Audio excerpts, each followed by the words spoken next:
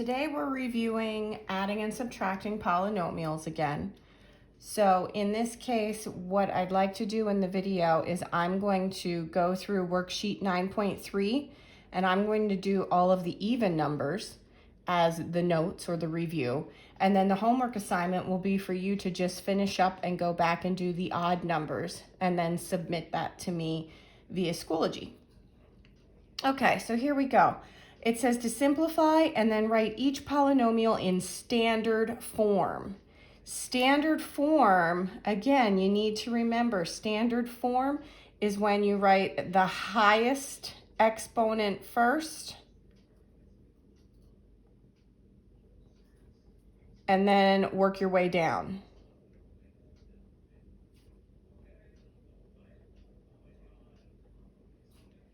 To the lowest.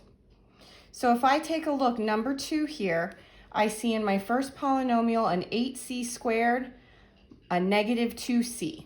I can't put those together. They are not like terms. Although they both have the same letter, c, they're not identical in that this one is a c squared and this one is just a c. Remember, c without an exponent means c to the first power. So I can't put those together. But if I look into the second polynomial here, I have a 2c squared and a positive 3c, again, to the first. So if I look to see, because this is adding, I don't have to worry about parentheses. I can just put the like terms together. So I see an 8c squared, and then over here a positive 2c squared. I can put those together. All right, so c squareds with more c squareds gives me c squareds. I don't change the exponent in it when I'm combining them. What I do change is the number in front. If I had 8 of them here and 2 more come in, that means I now have a total of 10 c squareds. Doing the same process here, I see a negative 2c to the first. Remember, keep that minus with the 2, think negative 2. And a positive 3c to the first. So that's going to give me more c to the first. And you can write the 1 there if you want. We normally don't, but it's not wrong if you do. Now combine your numbers in front. Negative 2 and positive 3 put together gives me positive 1. So I'm left with a 10c squared and a positive 1c. Again, I cannot put these together. They are not like terms. So this is as far as I can go. You're simplified and you move on. Let's go down to number 4. Number 4, in the first polynomial, I see a 3c. Okay, sorry about my dog barking there. Let's go to number 4 again, like I said. So in the first polynomial here, I see a 3y to the third, a positive 3y to the first, and a negative 1 without any y's. In the second polynomial, and again, we're adding here, so that's an easy one. I have a 2y to the third, a positive 5y squared, and a positive 3y, again, to the first. So what I want you to see here in the first set of parentheses, I cannot put any of these together. They are not like terms. In the second set, again, I have a y to the third, I have a y to the second, and a y to the first. Although they are all y's, they are not identical powers of y. And that's what you need in order to put them together. So in this case here, I see a 3y to the third. I'm going to look for more 3y's to the third. And I see one right here. 2y to the third and 3y to the third. Those can go together to give me more y to the thirds. I don't change the power, but I do combine the numbers in front. So a positive 3 here, and then I bring in 2 more is going to give me a total of positive 5 y to the third. Keeping in standard form, if I started with the power of 3 being the highest, my next power down would be a power of 2. So that's what I want to focus on. So I'm just going to write a y squared there, and now I'm going to look to see how many I have in the problem. So in the first set of parentheses, I don't have any. So I can just move on to the second set. I do have a positive 5y squared right here, and it's the only y squared, so we don't have to change anything. We keep that positive 5 in front of the y squared. Next power down would be my single y's. So I look into the first part of the problem. Here's positive 3 of the single y's. And if I look further, there's another positive 3 of the single y's. So I can put this positive 3 and this positive 3 together to give me positive 6. The last step down would be no y's at all. So if I look in my problem, do I have any terms without a y in it? And yes, I do, right here. This -1 is the only thing that doesn't have a y, so I'm just gonna tack that -1 onto the end. We've looked at everything, we've combined the like terms, so this is it, we're done. Let's go to number 6. Number 6, again, an addition problem, and if I look at all of my powers here, 3 is the highest power. So that's where my answer is going to start, with an m to the third. Now I want to combine all of my m to the thirds together, so here I see there's 4 of them. And if I look further in the problem, here's 3 more of them. So if I put the positive 4 and positive 3 together, that's going to give me positive 7. Next power down in the m's would be the power of 2. So if I look into my problem here I see a -5 m squared. And if I look further in the problem, that's it. That's the only m squared. So I'm going to leave that as a -5 in my answer.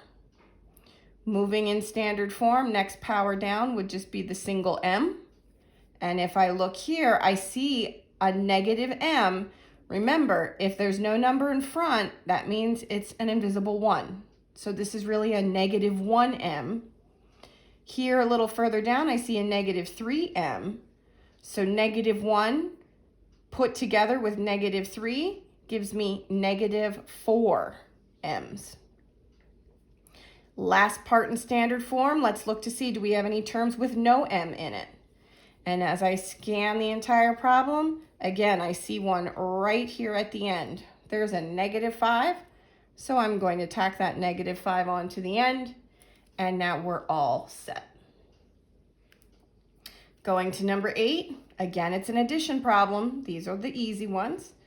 And looking through my powers, I see that the power of 2 is the highest. So that's where my answer is going to start, with an x squared. My first term here doesn't have a number in front, but I know that that means there's a 1. So if I have positive 1x squareds here, and I have positive 3 more x squareds coming together, it's going to give me a total of 4 of the x squareds. Next, I go down to the single x's. Here again, I see a minus with no number in front, so I can sneak a 1 in there. So a -1x. Looking further, here's another x with no number in front, sneak the 1 in. So -1 and another -1 gives me -2. Last part would be numbers without x. And here I see positive 6 without an x. I also see a positive 3 without an x. Positive 6 and positive 3 give me positive 9 when I put them together. Number 10, again, an addition problem. So looking for our highest power, I see it's an x to the third.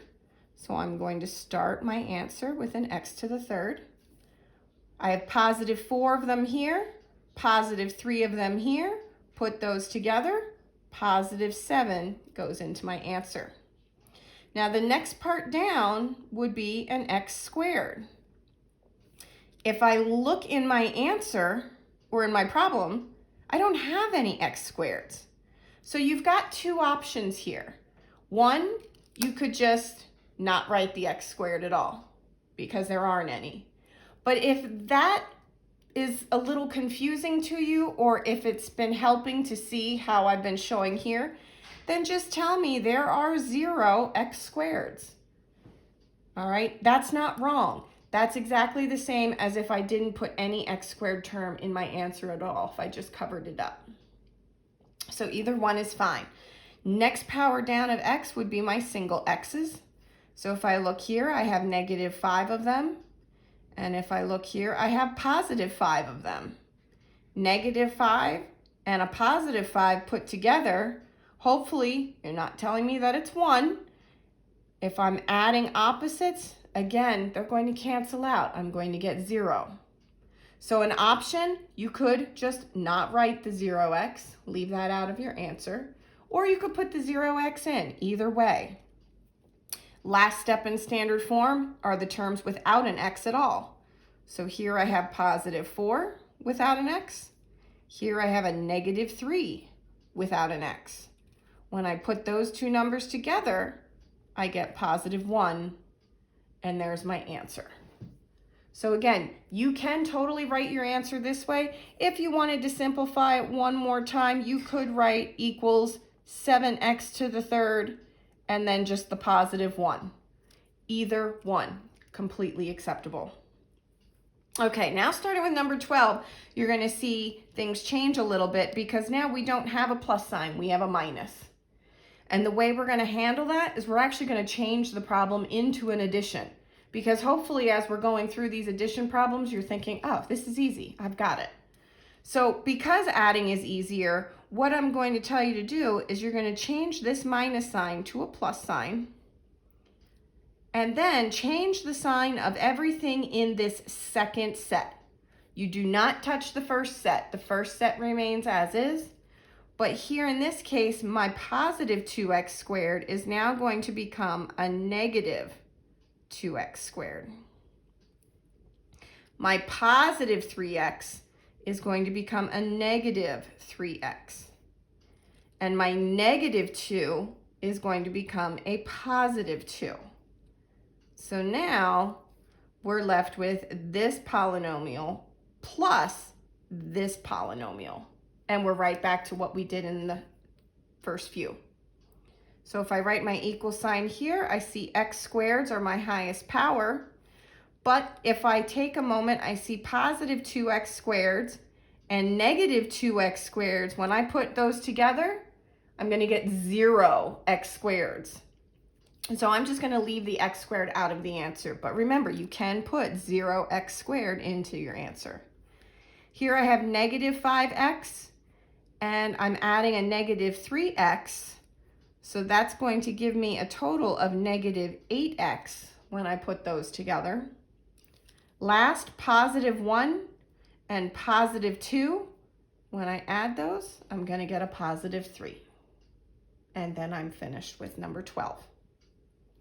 14, another subtraction. So again, I'm going to change this minus into a big plus sign. And now I'm going to make +2x squared into a -2x squared. I'm going to make -4x into a +4x. And +3 into a -3. And now I'm going to get rid of that quantity because I'm working with the top one. So looking at my x squareds being the highest power. So if I combine my x squareds, let me just scoot this up a little bit. Combining my x squareds, here I have a -1. In this quantity, I have a -2. When I put them together, that gives me -3 x squareds. Next power down of x would be a single x. First quantity has a -1x. Second quantity has a +4x. So when I put -1 and +4 together, that gives me +3. Last term is anything without an x. So here I have a -4. And over here I see a -3. When I put those together, I get -7. And now I'm all combined. Okay, last one for the video. Scoot this up a little bit here. Okay, 16. Don't panic if you see 3 quantities. The rules don't change. I see a minus sign and then a quantity after it. I change that. I make the minus into a plus. Positive 3x squared becomes negative 3x squared. Positive 4x becomes negative 4x. Negative 2 becomes positive 2. And now I'm going to ignore that one. Again, I see a minus sign here. I make that a big plus sign. And now I change negative x squared to a positive x squared. Negative 5x to a positive 5x. Negative 3 to a positive 3. And now I'm going to get rid of that one. Now it's just combine all of your like terms. So looking at my powers, I see x squared is the highest one. So here I have negative 5 of them. Put together with negative 3, that's going to give me negative 8. Plus a positive 8 is going to give me 0 x squareds. Moving down, next term would be single x's. I have negative 2x here. Put together with a negative 4x is going to give me negative 6x. Plus a positive 5x, negative 6 plus 5 is negative 1. Last term, anything without an x. So I have positive 1, positive 2, which gives me positive 3, and another positive 3 is going to give me positive 6. So now you've seen all of the evens. What I would like you to do for the assignment for this video is now go back, fill in the odds, and then submit it to me. And I will talk to you in the next video. Okay, have a great day.